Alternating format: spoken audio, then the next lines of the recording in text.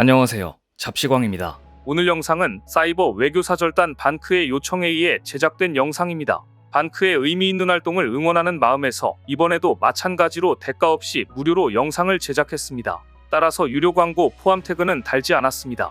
중국이 적은 비용으로 고성능 AI 모델 딥시크를 개발한 사실이 알려지면서 전 세계 테크 업계에 큰 파장을 몰고 왔습니다.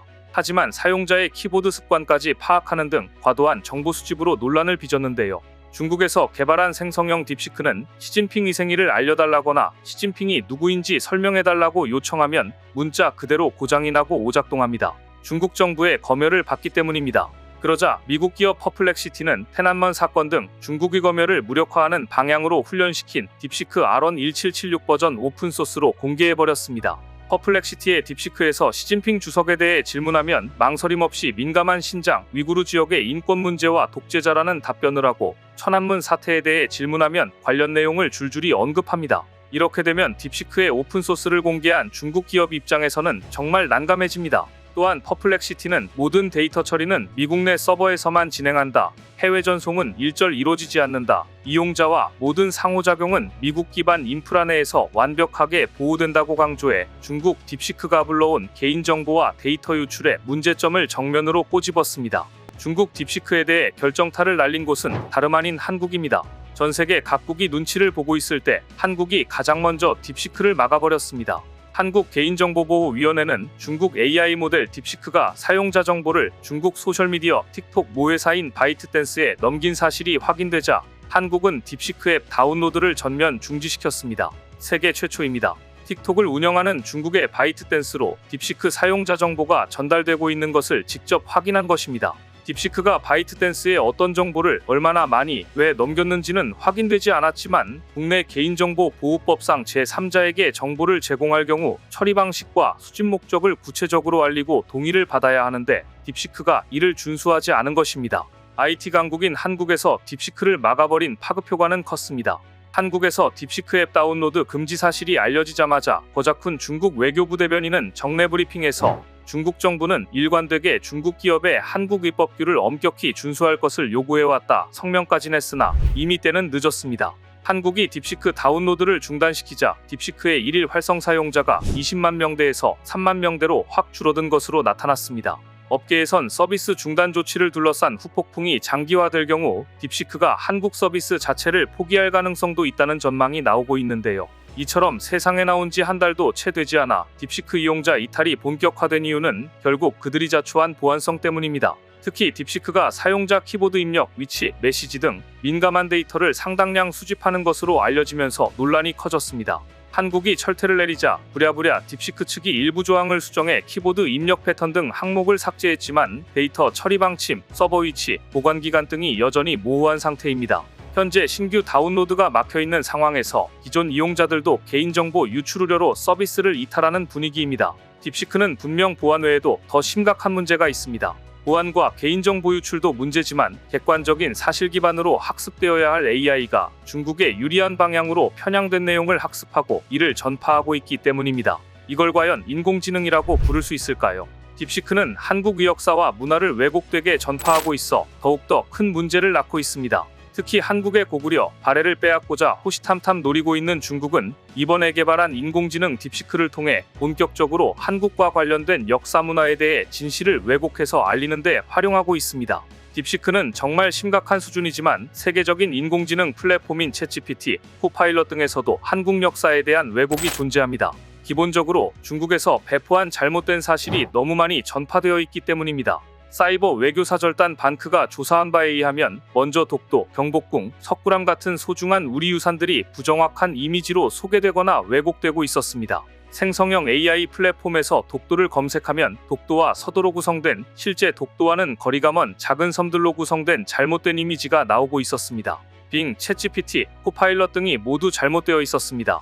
경복궁 역시 검색해보면 경복궁 주변이 물로 둘러싸여 있는 이미지가 나옵니다. 실제 경복궁은 주변이 물로 둘러싸여 있지 않습니다.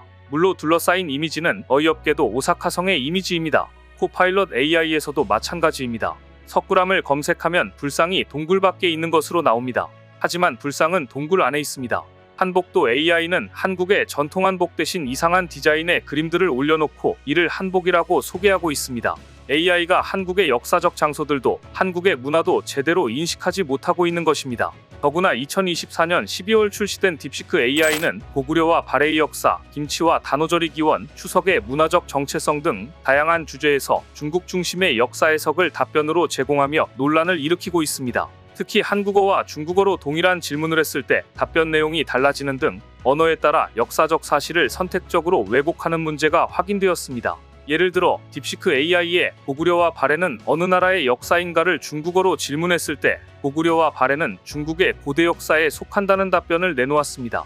이러한 답변은 중국의 동북공정 논리를 그대로 반영한 것으로 한국의 역사적 입장과는 상충됩니다. 또한 단오절이 어느 나라의 명절인지에 대한 질문을 각각 한국어, 영어, 중국어 3가지 언어로 질문한 결과 모두 단오가 중국의 명절이라고 답변했습니다. 그러나 한국과 중국의 단오는 기원과 문화적 특징이 다르기 때문에 단오를 중국만의 명절이라고 주장하는 것은 역사 왜곡 사례에 해당합니다.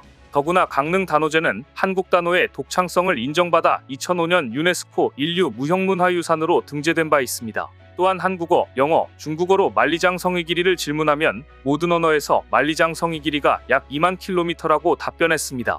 그러나 중국 정부가 처음 발표했던 만리장성의 길이는 약 6천 킬로미터였습니다. 이후 중국은 만리장성의 범위를 발해와 고구려 지역까지 확장하여 길이를 증가시켰으며 딥시크 AI의 답변 역시 이러한 동북 공정의 논리를 반영하고 있음을 알 수 있는 대목입니다.